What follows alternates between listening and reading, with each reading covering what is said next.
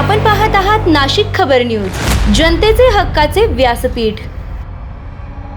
राज्यात गाव भेट समाधान शिबिर अभियानाची सुरुवात। बागलाणच्या ठेंगोड्यात पहिल्याच टप्प्याला उत्स्फूर्त प्रतिसाद। राज्यात महसूल प्रशासन अधिक गतिमान, पारदर्शक आणि लोकाभिमुख करण्याच्या उद्देशाने महसूल मंत्री चंद्रशेखर बावनकुळे यांनी गाव भेट समाधान शिबिर या महत्त्वाकांक्षी उपक्रमाची घोषणा केली आहे।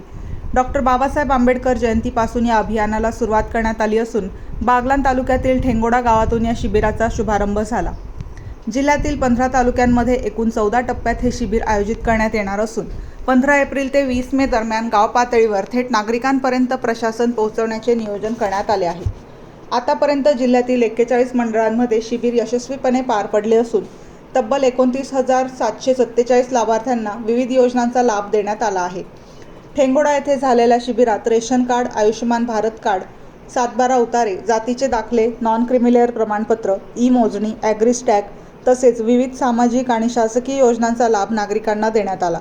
यावेळी उपविभागीय अधिकारी महेश शेलार, तहसीलदार कैलास चावडे यांच्यासह विविध विभागांचे अधिकारी उपस्थित होते।